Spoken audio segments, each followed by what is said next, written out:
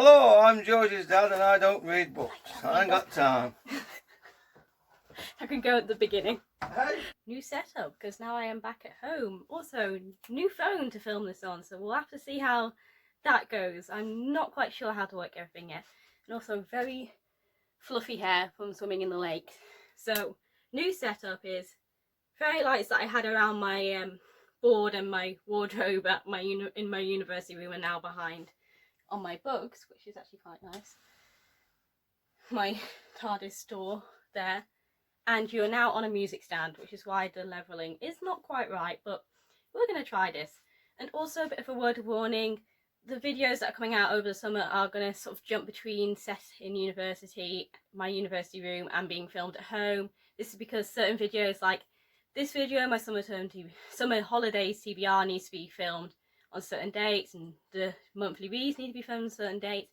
And there are also other videos, like a couple of vlogs I've got coming out that filmed while still in York. They don't have to go out on certain dates, so it's going to be a mix, but bear with me until I get back to my university room next year, which will be in a house. Complete and utter ramble over. Today I'm going to be talking to you about the books that I want to read over my summer holidays. I've got them listed here, my bullet journal, split up between the 2 modules I'm doing in autumn term and my dissertation reading and reading I just want to do for myself. My summer consists of all of July, all of August, and pretty much all of September. It's going to be at October at least before lectures start anyway. Even though I have got 3 months, this can look a little bit intimidating. I am trying not to worry because quite a few of these are articles that are online or things that are done with links, so I may or may not be able to get hold of them. It depends when our university VLE goes up, so some of them I might not even be able to access.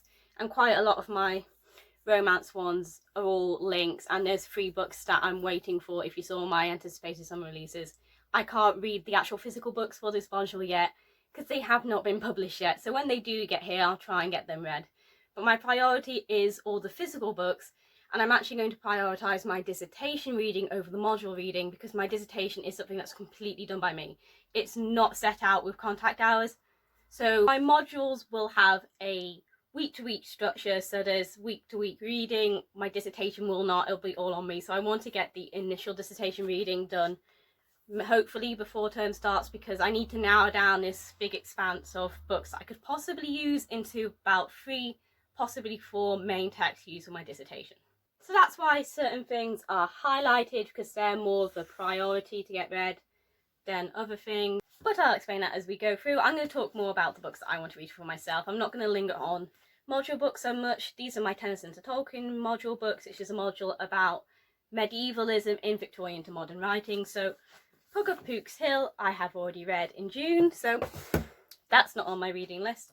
What is are these 2 books which I got in the book bundles, and these 2 books which I recommended that you have a hard copy, but you don't necessarily need to have a hard copy of. But I, obviously with my eyesight problems, a hard copy is much easier for me to read.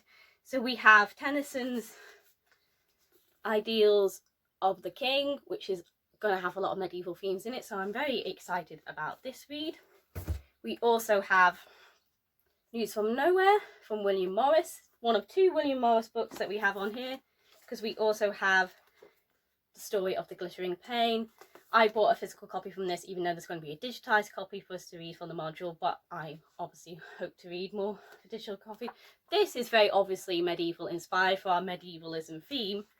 However, News from Nowhere is set in what would be the future of the book at this time. So it's written in 1890, but it's set in like a revolutionary future in 1959. So I'm very, very intrigued to see how this is going to fit into our module theme.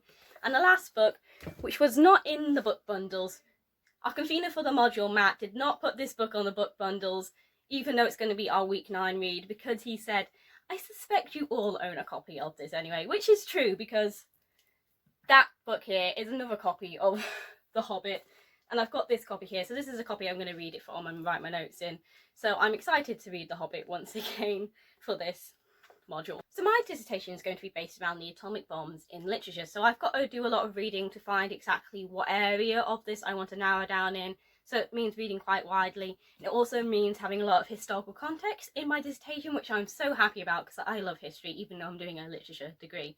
So one of the first books that's on my possibly but not necessarily want to get read over the summer, because it is a history book about historical facts, is Hiroshima and Nagasaki by Paul Hamm, to give me good context for my dissertation research.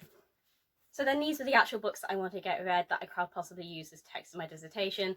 A lot of these are a couple of fictional ones, but a lot of fiction based on true stories that have happened during the 1945 Japan atomic bombs.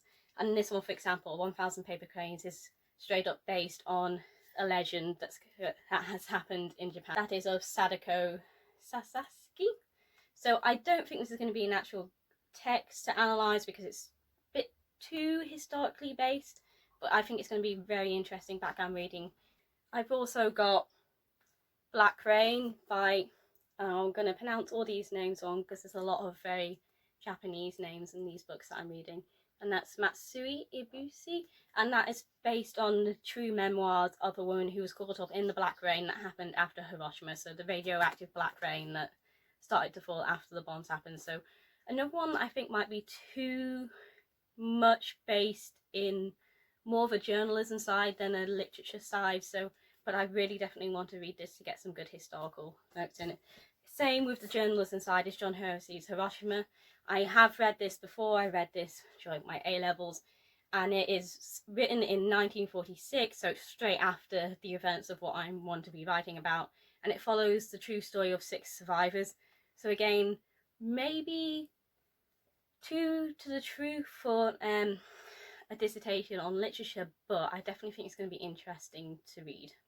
The next 2 books are the ones I suspect are going to be the texts that I'll end up focusing more on, and the first one is An Artist of the Floating World by Kazuo Ichiguro. It's a fictional book set in 1948 Japan, but written a lot longer afterwards, after the events, about an artist who is looking back on the militarism, yeah, that word, of Japan. So Japan's military history, and I think the atomic bombs are obviously going to be quite a big factor in that. So I'm hoping this will have some attitudes. So it's a fictional book written by a Japanese person about Japan's military history. So I think that could be a very niche, good perspective to have on the atomic bombs. The next book that I want to read for my dissertation reading is J.G. Ballard's Empire of the Sun. Now, J.G. Ballard was raised in British Shanghai, which at the time of the war was occupied by the Japanese. So you've got all these different elements of nationality coming into it. And this book is a fictional book, but it's going to be loosely based off his own experiences. So I'm hoping this is going to have quite a bit about the atomic bombs in it, because you can see the mushroom cloud on the front, so that's a really good indication. And I think, if I'm not wrong, that you could see Nagasaki's mushroom cloud from Shanghai. So I'm really intrigued. This might be useful.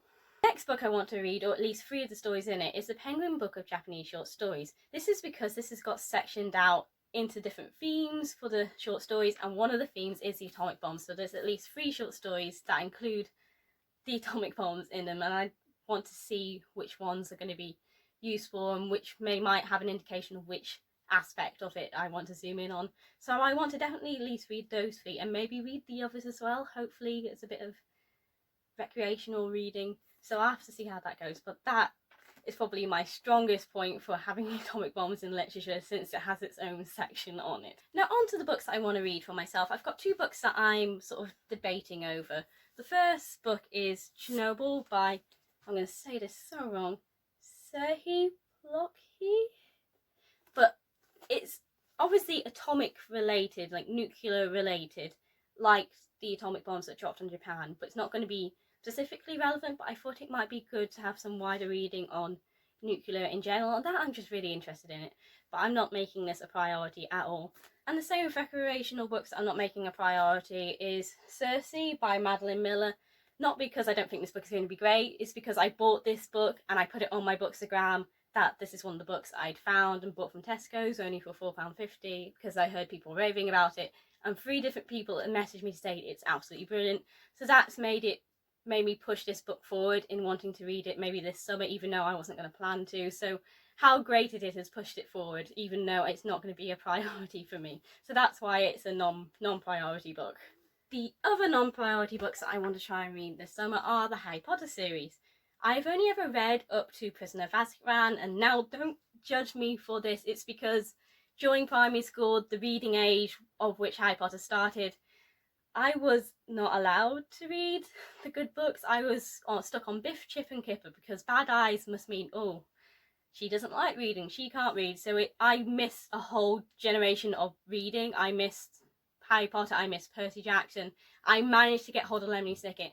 It's only because in the very last term of year 6, which is the last year in primary school, which is the baby school for everybody else, it's they let me loose on the tiny little section we had as a primary school library, and I discovered Lemony Snicket, and I was just like, wait a minute, books can be good. So that's why I missed a whole generation of the books. So don't judge me for not having read Harry Potter all the way through, but I do want to try and get Harry Potter read maybe before I'm 21 to at least justify that I did read it. And so I've got them over there. I'm not going to show you them because they're in a massive pile that I can't get to, but I'm going to try and read as many as I can and bring ones I haven't read with me to university. These are the reading books that I am going to make a priority. And of course, my first priorities are going to be the next 2 Throne of Glass series, which I'm hoping to do a reading vlog at least on the final book in the series, but maybe also on Tower of Dawn. So of course I'm going to prioritise getting these 2 thick, chunky babbies read, because I absolutely love the Throne of Glass series. I've been reading it. I started Assassin's Blade about this time last year, so I've been reading it in between reading university books for a year, and I absolutely love them. So of course I'm going to get these 2 read, definitely read this summer. The other books I want to get read are the 2 Rosewood Chronicle books that are already out, because book 3 is coming out on the 5th of September. I have already read book 1, I've not read book 2. I should have read book 2 last year, but I'm going to make these again a priority because of the release of the 3rd book, and they also fit the criteria for the reading rush week. So these might be 2 of the books that I use from the reading rush prompts that are going to be at the end of July, and hopefully that'll be a reading vlog as well, but I don't want to say too much about what books or what prompts I'm going to read. The other books I want to get read this summer for myself are the His Dark Materials trilogy. Now, I made a list about this time last year, which is probably way too late, of 20 things I want to do before I'm 20, and I did not factor in the fact that I can't do those 20 things in 3 months, so it's turned into 20 things before I'm no longer 20, so I've extended it a year, and my final cut-off point for this is my 21st birthday, so it's now 20 things before I'm no longer 20 instead of 20 before 20.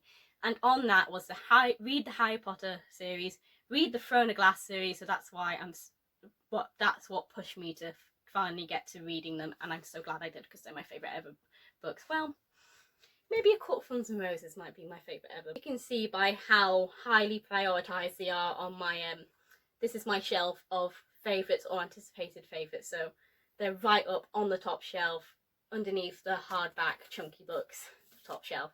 So, and His Dark Materials was on it as well, so this is why I want to get these read. And also, I did see a trailer for a BBC adaptation of the show, so I want to know the story before I start watching that, but I think it's got a while before that actually comes out. And the final book that I want to get read, which I should have got read in summer term, it's the only of my summer term TBR books that I didn't actually read, and that is The Handmaid's Tale by Margaret Atwood. You know why I want to read this. You saw it in my summer term TBR, and that's because The Testaments is coming out soon, and Mum has got on the recording box on the TV downstairs the 3rd series of The Handmaid's Tale, so I want to get this read, and I want to do it as a reading vlog.